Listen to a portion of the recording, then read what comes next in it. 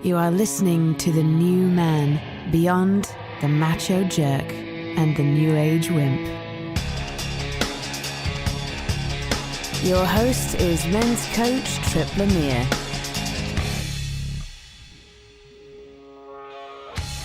Do you ever feel like you must be living your life the wrong way? Do you compare yourself to others and then feel like shit because you believe they have something that you don't? And is it possible that your frustration may be rooted in a hidden belief that you're entitled to more than you're getting? Mark Manson wrote a book called The Subtle Art of Not Giving a Fuck. He's here to tell us why many believe being average is a failure and why we'd be better off if we weren't so focused on being so special. Welcome to The New Man. Today we're talking with Mark Manson. He's a blogger. He's also the author of The Subtle Art of Not Giving a Fuck, a counterintuitive approach to living a good life. You can learn more about him at markmanson.net. Mark, thanks for being here. Good to be here, Tripp. Thanks for having me. Yeah, you're coming all the way from Brazil.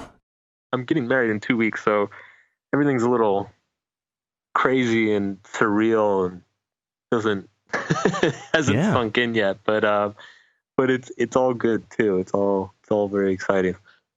I'm curious about how the title of your book relates to this thing, because it's a big deal. Obviously, what you're going through here. I do give a fuck about my wedding. Okay. Well, that's where I wanted to dive in here is, the subtle art of not giving a fuck. When I first heard it, I'm glad you put the subtle art, because I just thought of that teenager. It's like, I don't care. And he's just kind of indifferent to everything in the world.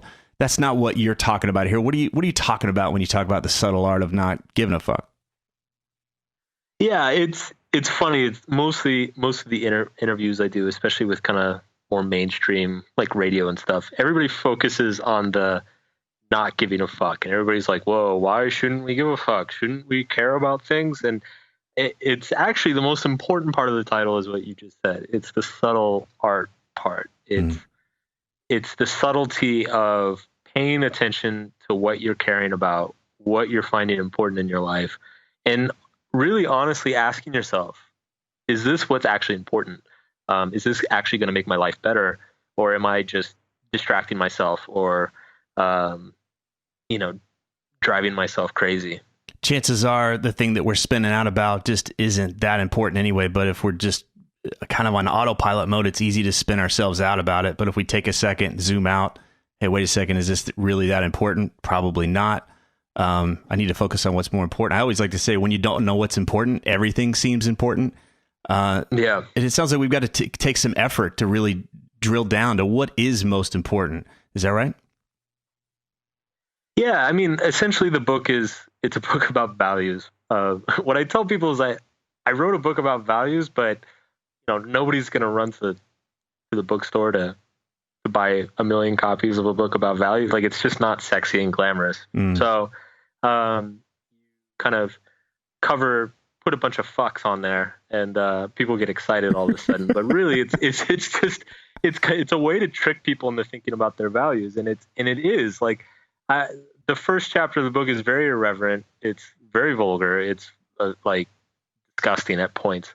But in the first chapter, I kind of, because I'm joking about all this other stuff, I say, like, this is the most important question of your life. That's not a joke, though. Like, I really do believe that this question of values, like, what do we come to value? How do we consciously decide what's important, is the most important thing. Because if we're choosing poor things to care about, then even if we work hard, even if we're smart about what we're doing, even if we're really lucky or fortunate or successful, we're going to end up in the wrong place. It's like using the wrong map to drive. You have to, most people, I think one of the most important skills is like developing that ability to question your own evaluation of things, your own prioritization. And turns out it's a really hard thing to do. Yeah, it is. So I wrote a book about it. It's a great point. I like that you talk about that, because you can have this ambition, you can have tenacity, you can be persevere,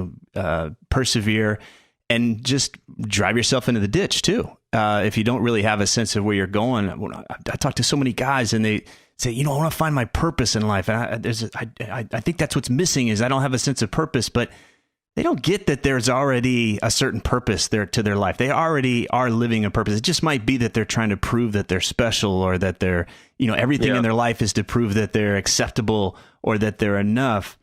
I want to drill down to this idea about values, though, because you break them into 2 points. You've got good values, you've got bad values. Tell us a little bit about the difference between good values and bad values.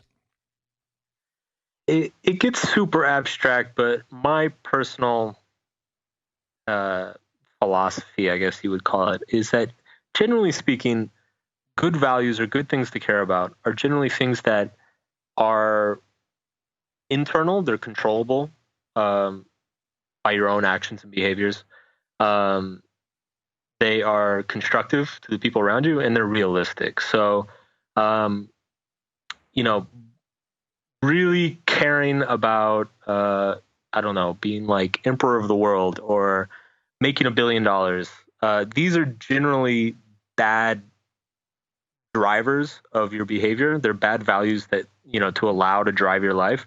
And especially the money thing, like everybody's heard a million times, like, don't make money the most important thing of your life. Like that's kind of like the quintessential example of a bad value. And the reason it's a bad value is that ultimately you can't totally control how much money you make. Like so much is determined. I mean, economies collapse, that markets go up and down, sectors rearrange themselves, business opportunities come and go, lawsuits happen. So much of it's outside of your control. And what happens too is that a lot of people, if they're just caring about the result, if they're just caring about the money, they're suddenly ignoring all this other stuff, whether what they're doing is good for society, whether what they're doing is actually supporting the relationships in their life. Is their family life good? Is their relationship with the community good? Or do they have hobbies? So, things that most people consider like work-life balance. Mm-hmm. I think what work-life balance essentially means is simply having like a good set of values in your life. And because you have a good set of values, you're spending your time doing good things. Mm-hmm. And I think I want to drill into that a little bit more, because when you talk about bad values, you describe them as being superstitious or socially destructive or not immediate or not controllable. And this is where we get on this roller coaster where it seems to be magical, right? And I think that the downside is when we attach our self-worth to those things that are outside of our control, or they seem magical, and then our self-image goes up and down with these things, whether a girl looked at us or we got the sale or whatever it is. But it seems like this is where we're proving, okay, if I get this thing, then I'm a good guy or my life is worthwhile. That's a different shift from, okay, I'm just going to be honest today. I'm going to, build strong relationships, those types of things. And then it seems like some of those other things that we're talking about may become the product of that. But I don't know. It seems like we often have a theory in our mind. If I just had that fucking unicorn, then everything would work out. Exactly. It's actually a friend of mine put it really well. He said that generally really good values, they tend to be like hygiene. Like they're things that you need to repeat. Like you're never finished with them. So things like being honest, having a good relationship, good communication with your partner or whoever, taking care of your health. These are all things that you have to do every week, every day. Like you're never done being honest in your life. And bad values tend to be these things that they have these like finite ends to them. So it's like sleep with 100 women or make $1 million. While these things, they can be very motivating, they can be self-sabotaging in terms of like happiness and emotional well-being. Right. In the book, you talk about how being average has become the new standard of failure. I love that. It's like today's culture and technology has got this emphasis on, hey, look at me, social media stuff, where it's really starting to screw with our heads, and that somehow being average means we're screwing up. We've got to always, if we fall unconscious to this stuff, we seems like we're always trying to prove that we're not average. Yeah. Don't be special, don't be unique is a point that you make in this book. I remember when I was younger, I felt like I was destined to be a rock star. I practiced for hours every day.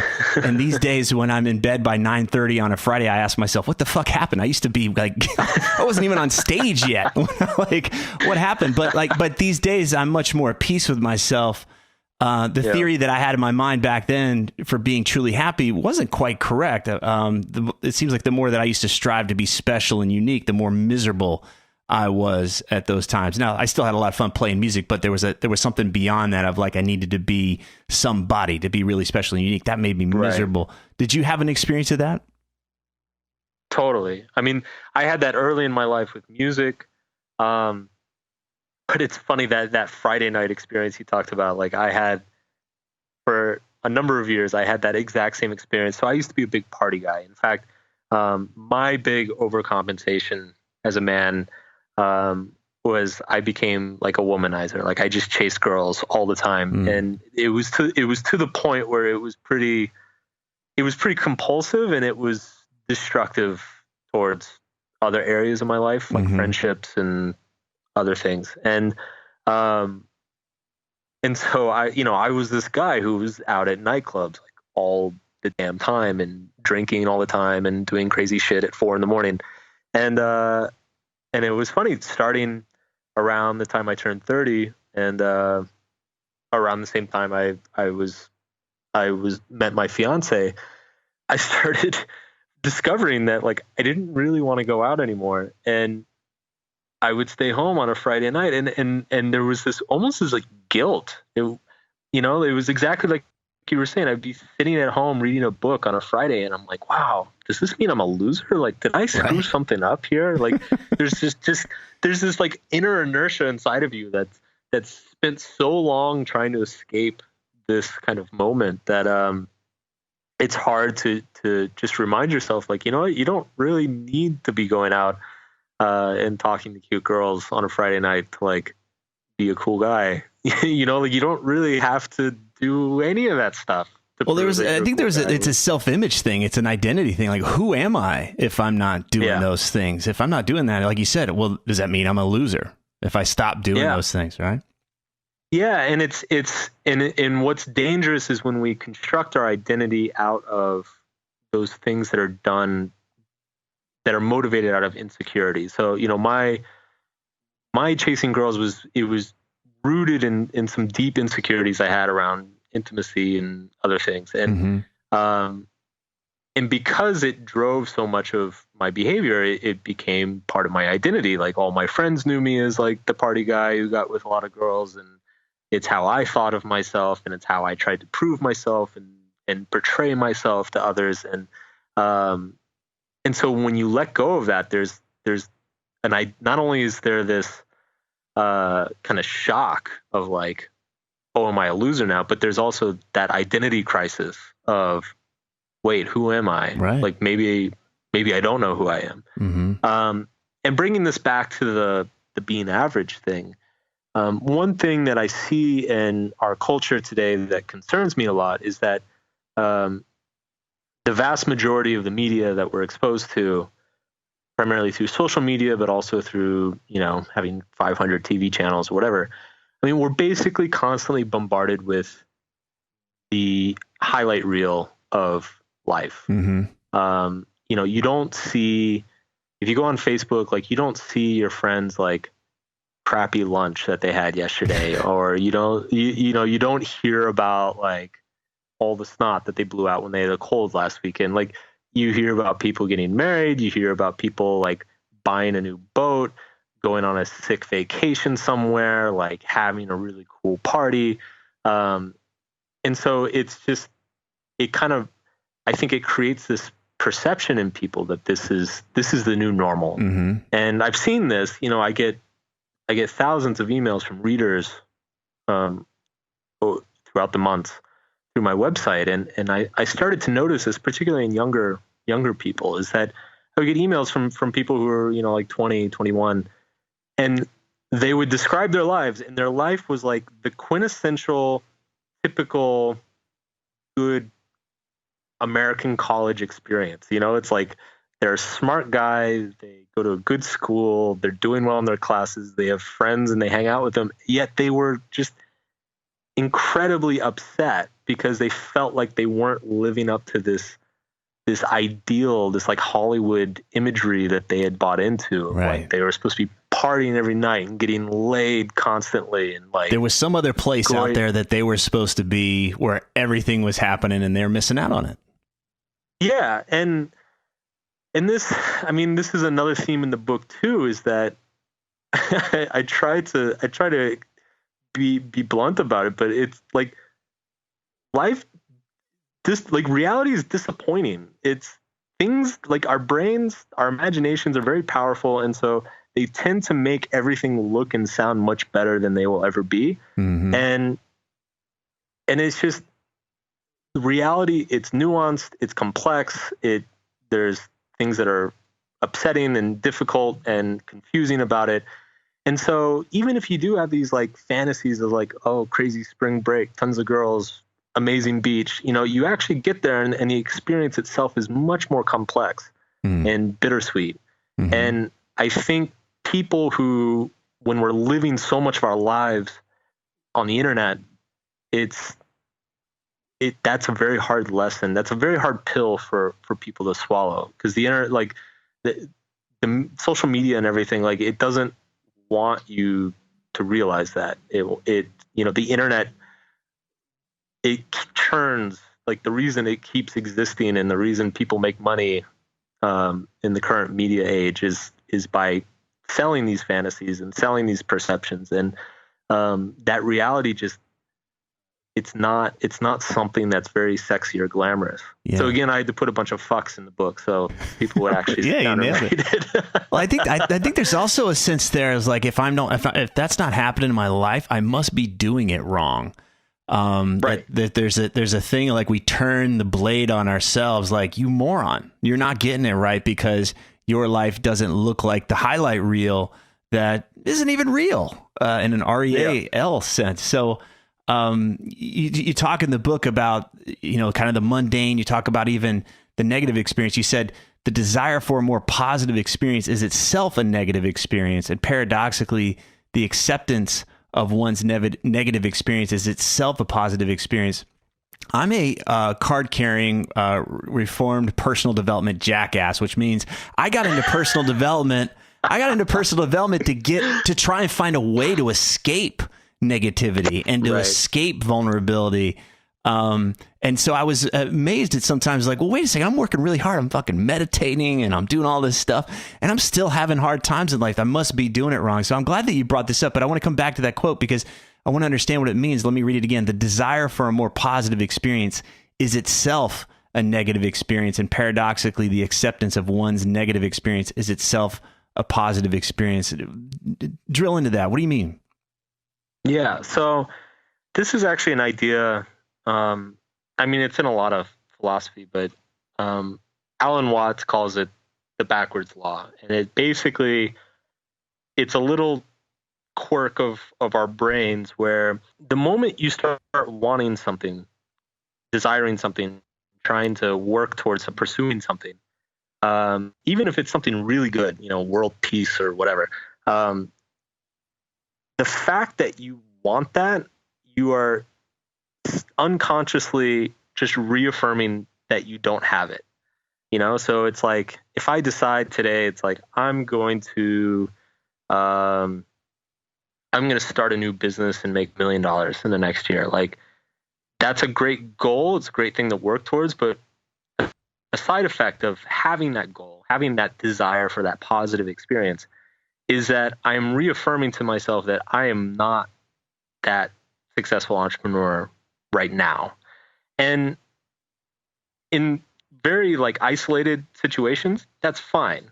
But one thing that worries me is that when you kind of create this, and you mentioned being a self-help jackass. I'm also a reformed self-help jackass who used to constantly chase these positive experiences over and over when we're kind of like trained to constantly seek this positivity, what we're actually doing is constantly reaffirming of ourselves of things that we are not, things that we are failing to be, failing to become. Right. And so it's this paradoxical thing where the most liberating thing you can do is actually stop and be like, oh, you know what?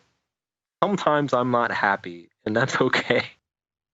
Like, there's nothing wrong with that. Unhappiness is a natural, completely natural, functional part of a human life. And feeling unhappy or feeling distressed or feeling insecure, like these are not things to worry about or to try to escape from. In fact, it's that embracing of those negative experiences that suddenly liberates you to not be controlled by them anymore. Yeah, so I don't have to run away from this. I can accept this is part of life. I can be informed by this. This can be information for me. This is good feedback for me.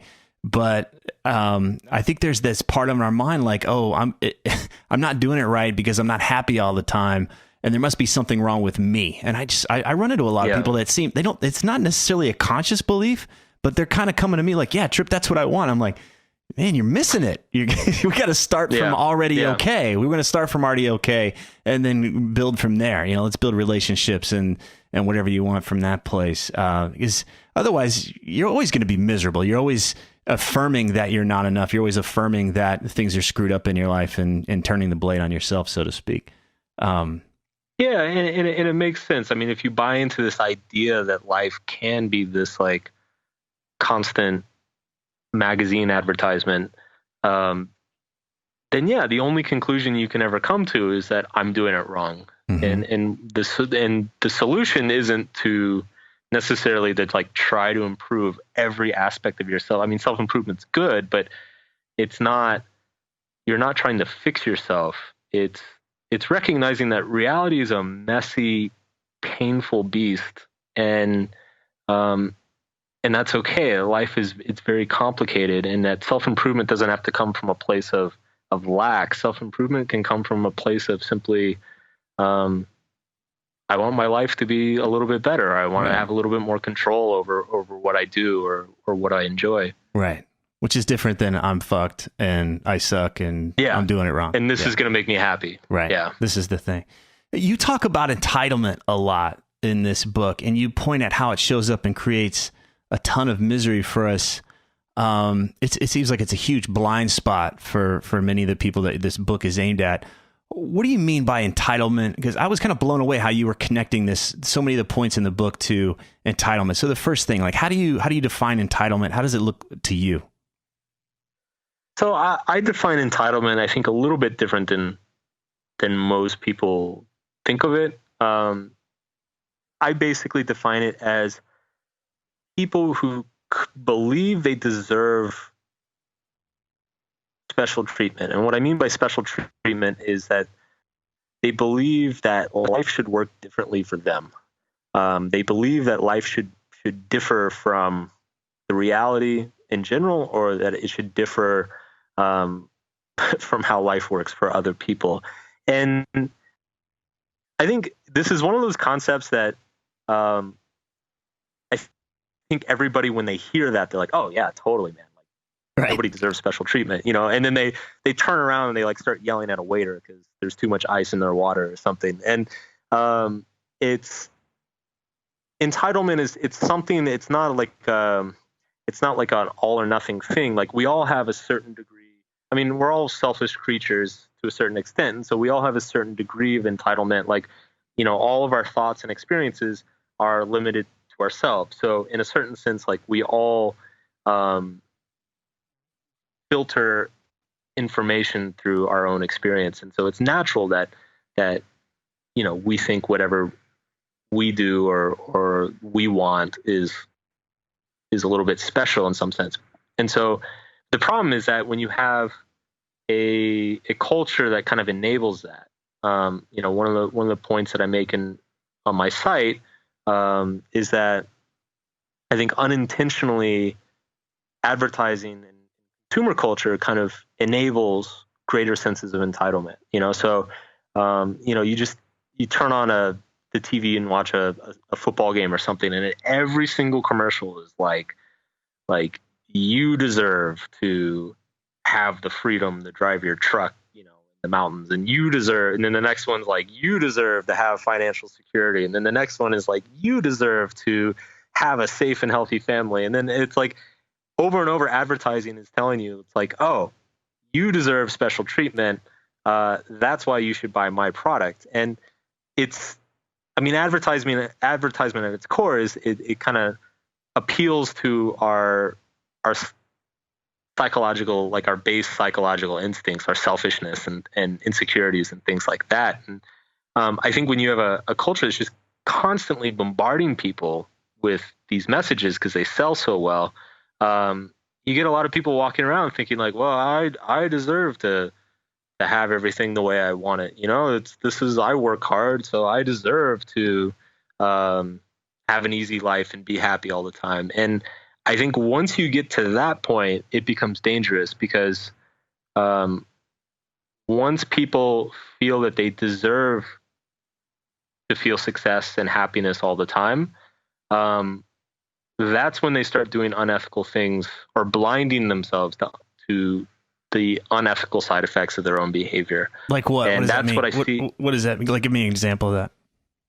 Sure. So the example I use in a book is actually a guy I used to know. And non-coincidentally, he was another one of these self-help jackasses, all positivity all the time, like hustling, working his ass off.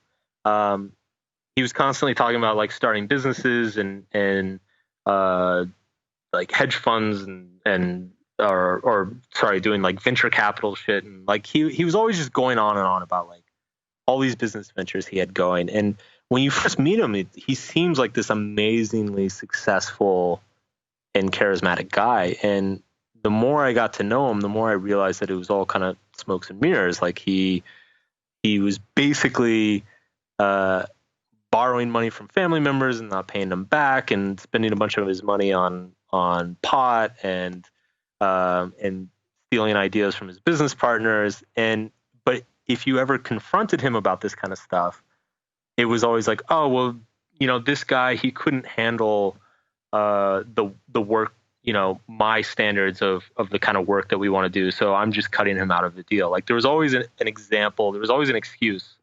of why like he was too good and these other people couldn't handle him.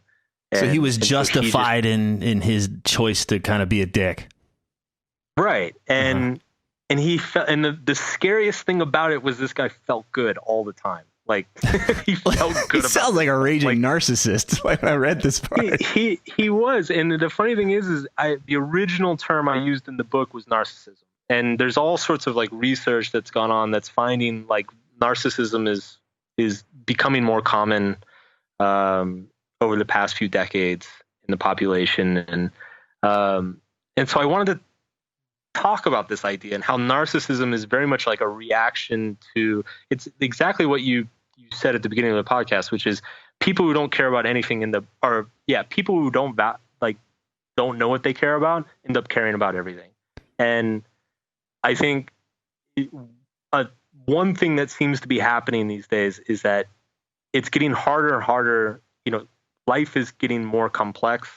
Life is not nearly as simple as it was, say, 50 years ago, 100 years ago.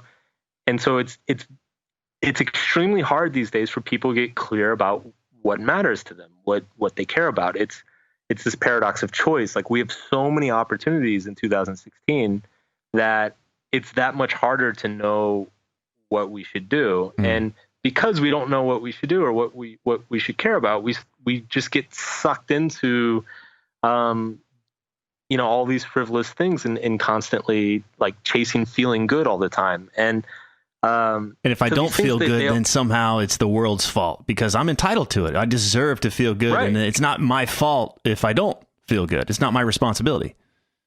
Right. Okay. Exactly. All right. You do a great job of kind of highlighting this in the book that there's two sides of this entitlement. The one is I'm so special and I'm better than everybody. Therefore, the rules of, for everybody else don't apply to me. And then the other side is I'm so unfortunate and I've been so screwed over by the world that I'm entitled to something. And I thought that was interesting that on both sides of the bell curve with average in the middle, that there were those that felt entitled on either side. And it was a kind of a reality distortion field there. Yeah, I think this was a point I really wanted to make, because I've seen this in my own work a lot. Like you've got people like the raging narcissist I just talked about. Nothing's his fault. He's so awesome. People can't handle him. Is this guy running for president? I just want to check in and just see. I wasn't gonna say it, man, but I didn't want to. Yeah, just between me and you, right? Okay. All right. But yeah, let's just put it this way: they would get along very well.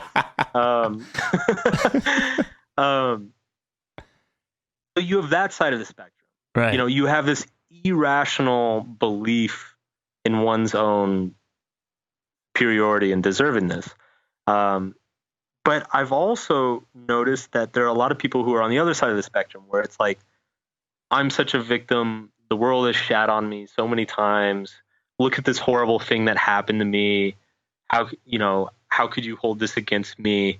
And it's almost this victimization, the self-victimization, or it's not self-victimization. I mean, because people are actually victims of things, but it's people who take these negative experiences that they have in their life and they construe it as a justification to also be just as selfish and irrational about their place in the world.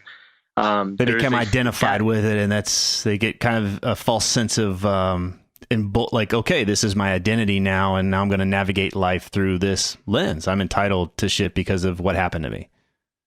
Yeah, and it's the same sort of narcissism. It's just the opposite explanation. Mm-hmm. It's like, I'm such shit that I deserve special treatment and I deserve things to be different for me.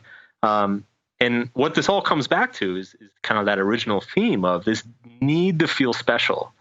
Because really what this narcissism is driven by is this need to feel special all the time. This need to believe that you're somehow different, that you're fundamentally unique in some way from everybody else in the population. I mean, yeah, we're all unique, blah, blah, blah. But like on a moral level, we're not. Like it's and in fact, even, yes, some people are more talented at certain things than others. Some people live more enjoyable lives or are more fortunate in different ways. But ultimately, 99% of everything that we all do is very mundane and very average and very unnoteworthy. And that does not, again, it's a message that is not sexy or glamorous, but it's very liberating once you accept it, because it suddenly relieves all this pressure from yourself to constantly be proving something or seeking this validation. Yeah. That's the only road that's going to have me be happy, is if I'm this truly exceptional, different from the rest of the herd, truly unique snowflake, and got everything coming my way that I deserve. That's the only way I'll be happy. Big theme through this book is let that shit go, because that's what's driving you nuts. And lo and behold, you're going to find a really great sense, at least just some peace. And then you can go create stuff. It doesn't mean you just sit there on the couch and waste away, but without that thing there, like, I have to be this guy, this kind of internal yardstick that always stays out of reach. You never get there. Yeah. There's no exoneration from that, Yeah. And what a lot of people, so the first, a lot of people, they immediately resist this idea, and their first negative reaction is like, well, if I'm not going to try to be special, then like, why do anything at all? And it's, again, this letting go of this need or desire to be special or to prove something. I've actually found it's led to more productivity and actually technically more success in my own life. Like, for instance, just in my writing, I've noticed over the years in my writing and looking back at my music career or my lack of music career, like why my music aspirations fizzled out and never went anywhere. It's the same reason too. It's when I'm sitting down to write something, I've noticed in my own mind, if I sit down to write something and I'm convinced that the idea that I have is going to change the world and it's going to be the best article or book that anybody's ever read in their life, I clam up and freak out and become incredibly neurotic and don't really write much of anything. And what does come out is not very good. It's those moments when I sit down and I'm like, well, I've got this idea. It's kind of funny. It's kind of cool. I don't know if people will like it. I don't even know if I'll like it, but I'm going to sit down and write it anyway. That's when my best work comes out. And that's something that, I've had to learn to kind of manage it myself. And I look back at my musical aspirations. I think when I had the same dreams as you. I wanted to be a rock star. I used to listen to albums and envision myself on stage and, have all these fantasies and stuff. And in hindsight, it's scared the living shit out of me because I had these like hugely unrealistic expectations and demands for myself, and I attached my self-worth to it. And as a result, you weren't allowed to suck. There's a point in there where you suck. Like you really do. It's really bad. The first time you record yourself, you're like, oh my God, that's terrible. If you're not allowed to suck, it's really painful. So the thing I'm getting here is like, if you've got to be this huge badass success and you never allow yourself to go through that period of sucking, you don't go anywhere. You get to sit on the sidelines and watch everybody else play. Which comes back to the embracing the negative experience becomes the positive experience. There you go. Beautiful. Awesome, man. I'm glad you brought that back around. That's very cool. Check out the book. I love this book, The Subtle Art of Not Giving a Fuck, a counterintuitive approach to living a good life. markmanson.net. Mark, thanks so much for talking today, man. Thanks, man. It was good. If these interviews are helping you, please leave a positive review on whatever podcast app you use so that others can discover the show more easily.